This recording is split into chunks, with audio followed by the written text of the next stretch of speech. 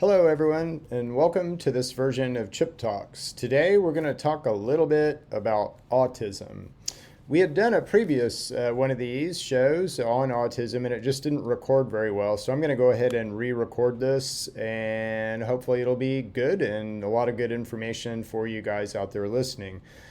Autism is something that we have chosen to specialize in as a new pharma as a company. So people weren't really understanding what we were doing. People weren't really understanding the power of what we could do at New Pharma and kind of what we were able to do with our patents.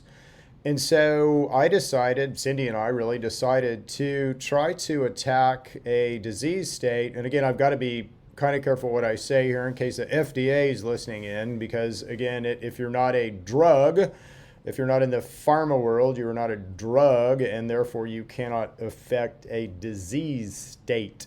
Autism is a disease state. So I'm going to be talking a lot about our research, but I'm probably not going to be talking about ways we directly affect that disease state, as that would be a foul. So anyway, I'm going to have to dance around some words and things like that in order to not commit FDA hara-kiri. So anyway, autism is something, though, that we decided to specialize in. So autism can really be explained, or you can view autism through the lens of the endocannabinoid system. And that's where we went at it. We decided to try to figure out kind of what was going on with autism. So what's the cause? And the cause could be a lot of different things, is kind of where we've arrived at. Now, I want to, if you're out there and you have just gotten an autism diagnosis, or perhaps you're concerned that your child might have autism or ADHD, then, hopefully this will be beneficial, this whole discussion, and kind of as we talk through these things.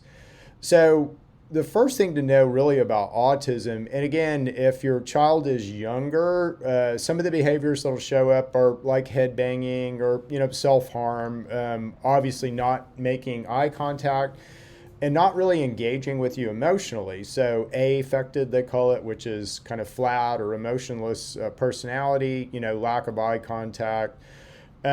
Sometimes outbursts, but again, those outbursts could be related to other things. So we see a lot of kiddos who have autism or who have been diagnosed with autism. Some of them have autism, some of them don't. Some of them just have anxiety. So that's why I'm kind of telling you this is anxiety, severe anxiety, like the meltdown type anxiety. I didn't get my ice cream, so I'm going to cause such a scene that you can never bring me in the grocery store again, or we lost the basketball game, so I'm going to melt down. Those are more anxiety, really. I mean, you might get a diagnosis from a physician of ADHD or autism, but we're, let's say, dealing with those more like they would be anxiety, and that appears to be effective. So we're, again, making progress there. So let's talk a little bit about real autism. So this is the don't look you in the eye kind of autism. And again, how bad is this as a problem? Overall, it's 1 in 133 kids will be affected with autism. That's almost 1%. That's a pretty high number. So you're rolling the dice. If you have a boy, it's 3%. It is, 2%, 1 in 54. So it's about 1 in 54 kids that are boys are being born with autism, and it's 1 in 154 girls, which is interesting. So, and there's reasons for that. There's reasons for the sex difference. Now, autism is attributed to a lot of different things. So let's kind of talk that through, and I'll talk you through why, vaccines, vaccines are correlated, let's say, or other things are correlated. So autism is a disease of mitochondrial stress. If you go back, again, we're going to travel back from the future, back in time to episode number 1. So if you go back and listen to episode number 1 again, what you're going to hear is that mitochondria are about the most important thing in our body. They are our engine, our consciousness, our, intelligence, everything. So they set the tone for our health. If our mitochondria are not healthy, then generally we won't be healthy. If our mitochondria are healthy, you almost can't not be healthy. So anyway, it's all about the mitochondria. So what happens in autism to the mitochondria? Well, they are stressed and they are not happy. They are not functioning, as well as they could be. And the reason for that is that they're subject to a lot of oxidative stress. Now, what causes the oxidative stress? Yeah, that's the sort of where we're at right now. But again, we are investigating that. I will tell you that we are making progress there, and that there is some reason to hope, let's say, that we'll get to the bottom of actually kind of what is causing the oxidative stress. But if I put your mitochondria under enough oxidative stress, what's going to happen is that you're going to have problems. You're not going to be able to have that mitochondria function in the way that it should function. So mitochondria will always default back to running on glucose. So all mitochondria will run on glucose. That is not their highest state of function. And in fact, that's probably where there's still not the study here yet. So most of the stuff that I tell you guys is, I can point to 6 different studies before it comes out of my mouth. I'll tell you that there's a lot of smoke here, but there's no study here yet. No one's really studied a big cohort, a big group of autism patients as to mitochondrial deficiencies or mitochondrial upset, let's say. But there's no question that, again, if you just look at oxidative stress and autism, you're going to get all you want scientifically as to study and research, which tells you that that's a rich field. You're over the target. So what can cause this? Well, so again, this always requires a little bit of a deeper explanation. So what can cause this, though, is at times our immune system can get so boinked out. It can get, if you think about, a mobile that you would put under a baby's crib, right? So those nice balancing, things with the airplanes on them and all that. Well, if you think of one of those, you can put some stress on that guy and he'll come back to normal. He'll find a new normal. But what happens in the severe neurological kind of situations like autism is it appears that something happens, and we'll talk through a couple of those things here in a second, but something happens to just like grab one of those things on the mobile and yank that sucker down, whoop, to a new level of function that's not obviously optimal. And so when that happens, basically function gets reset at kind of a lower level. And that appears to be what is happening with people with autism. So, what looks like is happening is they cannot, because of oxidative stress, deal with fatty acids properly. When that happens, you frankly can't build immune mediators, or you can, but you have to build them in your gut. So you have to call on the bacteria. I'm going to call on some bacteria to build me some immune mediators, some anti-inflammatories and some inflammatories. And that appears to be exactly what happens with autism, because the autistic gut is not like anything that any other human has. Okay, so it's almost predictable what their guts will look like, but high in Clostridium bacteria. They'll have some pylori or something else, or be low, in some other bacteria that they need. But that high Clostridium is just the almost checkbox for an autistic gut. Now, why? Well, because again, they're basically their mitochondrial function is being wrecked. They can only kind of run on glucose, if you will. They can't really deal with fatty acids, so they can't build any frontline immune mediators. And what happens is they've got to build all of those in their gut. And it turns out that they make a lot of things called stuff called propionic acid and valproic acid that end up building them an alternative immune system. Now, if you know someone with autism, or know like a family with an autistic child, and you ask them, does your child get sick like normal children? They'll go, no. Hadn't really thought about it, but no, they really don't. The other kind of good thing about autism, or this situation, and again, it's a reaction to this inability to deal with fatty acids, what happens in the gut biome. But the other kind of nice thing about it is the incidence of cancer in autism are like zero. I mean, 0.00001. It just hardly ever happens. I'm sure there's a case that somebody can drag up and throw in my face if they want to, but it's very, very low incidence. And again, you're going to find that if you go digging. So, that's interesting. Now, the other kind of interesting thing about these short chain fatty acids that get made in the gut is that if I take them and I inject them into a rat, that rat will then show all of the symptoms of autism. If I feed the rat salt, the salt will neutralize those short chain fatty acids and the rat will go back to normal. So, Mom, if you're wondering why your kiddo eats so much salt, that's why. So they're trying to neutralize some of those short chain fatty acids so that they don't cause harm. And again, that is part of what's causing harm. So that's kind of the loop, the situation. What we've chosen to do, or how we get in the middle of that, is really just providing your body what it wants. So all we're trying to do is really look at human function, understand kind of what goes wrong in situations like autism, and then provide the proper stimulation to your body to be able to turn back on that machinery or right that wrong, so to speak. An example of this is, if I don't feed you any, let's say, omega-3 fatty acids or omega-6 fatty acids over a long period of time, you'll begin to shut off the genetic expressions that deal with those because, again, you're not eating them. You don't need them. It's just extra work for your body. So your body's pretty smart about it. You kind of really need omega-3 and omega-6, by the way, so don't try this at home, but I'm just using this as an example. As soon as you start eating them again, you basically stimulate the epigenetics and turn everything back on that deals with polyunsaturated fatty acids. One of the problems with autism is that these guys don't deal with polyunsaturated fatty acids very well.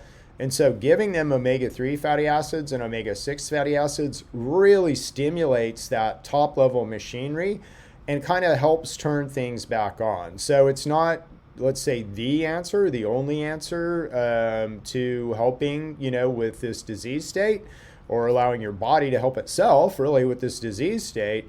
But it certainly is helpful, so if you can, work with omega-3s, and you do have an autistic situation, that's really going to help the situation. I'll give you an example of this I use in my classes. We're constantly you're born with a template, right? And a lot of physicians and a lot of researchers will tell you that that's it. So again, if you have autism, so sorry, it's a genetic disorder and you're done, right? So you'll always have autism. It can never be corrected. It will always be at the level that it is. And we do this with all kinds of things. We do this with mental, health issues. We do this with heart, obesity, diabetes. These situations, if you understand how your body works and stimulate your body in the proper way, your body wants to correct these. God is a perfect engineer. He did not build you an imperfect container. You might erect it by your lack of knowledge, and I've wrecked mine by my lack of knowledge, but I can fix it if I have the knowledge. And so that's the cool thing. God is a perfect engineer. He built me this perfect little canister to house my beautiful multidimensional soul. The more that I understand about this canister, the more I realize that God really is a perfect engineer. And then if I give this little canister what it needs and wants, it's going to perform in the way that it should as I understand how it works. So again, go back and listen to one if you need to about, human function and kind of how we can do better there. Now let's talk about a couple of things that might, and again, cause autism. What might cause the mobile to be pulled down in function and reset to a lesser setting, let's say. So let me give you some examples. Tylenol is something that definitely causes a lot of issues in our society. So again, I don't want to go after that company. I'm not doing this purposely to do that. I'm just giving you information. So I believe it's parsamitol is the way that you say the generic. So we'll talk about it that way. But parsamitol has to be neutralized when you take it into your body. So it does what it's supposed to do at COX-1 and COX-2. and that's why it has some pain relief and anti-inflammatory properties. But it also it's something called a xenobiotic. Your body doesn't like it and doesn't want it in your body, and your body will try to eliminate it. The way that your body tries to eliminate it is by something called glutathione. So glutathione is produced by our liver. It'll go out and attach to paracetamol, and it will kind of change the molecular structure and make it where we can eliminate it, so where we can kind of urinate it out. So that's what happens with Tylenol. Now, if we did not have glutathione, that Tylenol or paracetamol would begin to damage our liver, and it would damage our liver really at how we deal with fatty acids. And again, that is what the autism kind of loop is, right? So that's why I'm telling you the story. So here's what happens a lot of times is that you go take your child in for that MMR vaccine at 1.5 years, right? So you're right on schedule, mom, good for you. You go take the child in to get their shots. They get their MMR shots. You take the child home, and within a couple of hours, you're running 106 fever. Something like that, 105 fever, really high fever, and you freak out and you call the doc, and the doc says, yeah, it's normal with the vaccine. Rotate Tylenol and Motrin, both of which have paracetamol in them. So when you do that, basically you've got a situation where your body is under extreme stress. You have you've been injected with a virus that your body is trying to fight off, and it's working very hard to do that. That's why you have fever. And then you just send in something that's going to basically suck up all your glutathione. So that's not a good situation. That will certainly reset the mobile, okay? So that absolutely will reset the mobile.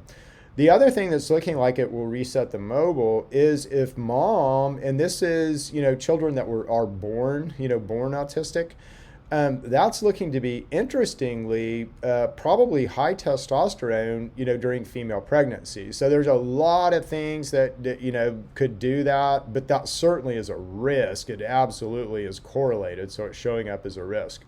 So again, stay away from the Tylenol, stay away from, as much of that as you can. That particular thing would never be legal now. So if I came up with the drug paracetamol and tried to take it up the FDA's drug path, it would never pass safety. It's just not safe. And a lot of us take it every day, which is scary. And we give it to our kids. And again, that's even scarier.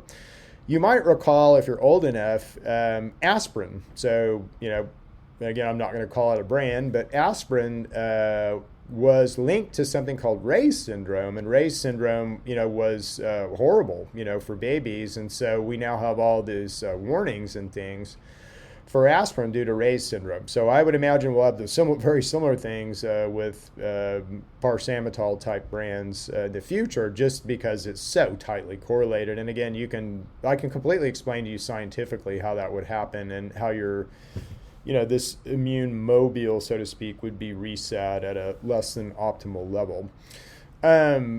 Again, high fever. So any incident of high fever, a lot of kids have ear infections, when they're little, and will run a high fever. Again, Motrin and Tylenol is what is suggested, and a lot of times that will kind of do it too. So if you're listening and you've got a child that was not born with autism but developed autism, you might kind of go back and look at that. Antibiotics too have somewhat been tied. But generally, there's an incident, and I don't mean to point out an incident to, make you feel bad. I mean, nobody understood this information. So, mom, if it makes you feel bad at all, no, not your fault. That we all, you're doing what the doctor said, probably. If you're a doc out there and listening to this, first of all, stop doing that. Stop recommending Tylenol and Motrin. Again, there's other things that you can do. If you don't know, call me.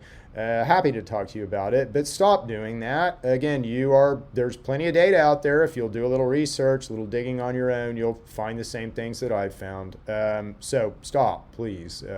You're literally damaging children. Okay, so if you do have an autistic situation, what can you do at home?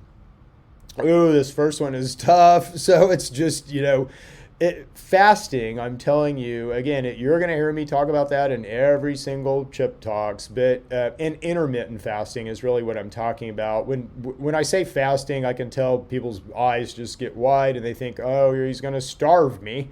No, that's not what we're talking about. But we're talking about really giving your body a period of rest, I guess is the best way to say it, after we eat a meal. It's just obviously and blatantly apparent to me that we eat too much and too often. And when you do that, it's like you're dumping a bunch of construction materials on a construction site that always already has enough, right? So you just continue to dump wood and nails and everything, shingles at your house when you've already got them all. And guess what? Your construction site's going to get littered with crap. And you're not going to be able to clean it up. It's going to have that's going to cause all kinds of problems. Again, your energy in that state, you're not as efficient as you should be. So anyway, it's apparent to me that we're killing ourselves, really. We're by our behavior, we're putting ourselves in a state where we stay in our least functioning mode that we can have as a human, our plant in the dark mode, okay? And autism is a disease of plant in the dark mode. So anything that we can do to get those little guys out of the dark and into the light, we probably should do. Intermittent fasting is a way to do that. I know what I'm saying when I say that. I know the issues. I know trying to modify eating. I know. But again, if you want to do the best thing that you can possibly do for your kiddo, intermittent fast. Now, after you've thrown that one out, because that's super hard, and again, hopefully some of you guys can do that. The second thing there would be to begin to look at the diet. So bad bacteria like sugar, good bacteria like fiber. The whole situation that I said that gets set up, kind of as a evolution really with these guys to save them, to build them an immune system. The bacteria that they need run on fiber, not sugar. They're going to crave sugar, again, because that bacteria inside of them craves sugar, and they're going to have a different gut than you and I have. So they're going to have a lot more sugar cravings, carbohydrate cravings, weird, cravings. There's an app called Yuka, and I think it's YUKU, or it may be YAKU. But anyway, I would suggest that you download that app and just mainly start scanning the stuff that they're eating and look for additives, right? So the additives are the stuff that I really want you to stay away from. So something like Doritos, sorry, but has a ton of additives that are just going to exacerbate your problems. They're going to cause meltdowns. They're going to cause hyperactive type behavior. They're going to do all kinds of things. So you're going to want to start looking at, Doritos and things like that. If you can up, anything that probably tastes good is probably not going to be too good for them. But if you can begin to pay attention to that, and again, cut back on dietary sugars, up dietary fats. So what are dietary fats? Nuts, seeds, things like that. So if your kiddo likes salty seeds, that's a good thing. So give them lots of pumpkin seeds or sunflower seeds. If they like salty nuts, that's even better. Cashews, almonds, things like that are super duper healthy. So just doing that, honestly, like if I had an autistic kiddo and I just sort of, and they would go along with me in this situation, again, most of them don't, but if I could start just feeding them nuts only, that would begin to fix their situation. So, because again, this is the right stuff for your body, and your body will begin to correct itself. So God is a perfect engineer. He built us a perfect canister. We just need to figure out, what that means and how to support that canister and what that canister needs. So that is something that you can do. We do have products. So if you look at True Medics, you'll find a line of products called Focus. Again, those are built to help support what they're lacking. So we're trying to basically just give the body the horsepower that it needs, the resources that it needs to be able to overcome the problem that we're seeing. And it's literally that simple. So anyway, I hope you guys have enjoyed this one. If you have an autistic situation, certainly that's what we do every day. We talk to people every day. So we have a way that you can plug into us consultatively We have all different kinds of programs to try to help. We realize, a lot of the stuff that we do is not in the insurance world just yet, and it costs, more money than it would to go do pharma, right? So we want to help you and support you in your journey as much as possible as you guys try to move, from the pharma world to more natural products. Anyway, thank you, and again, feel free to contact us. We'll see you guys later.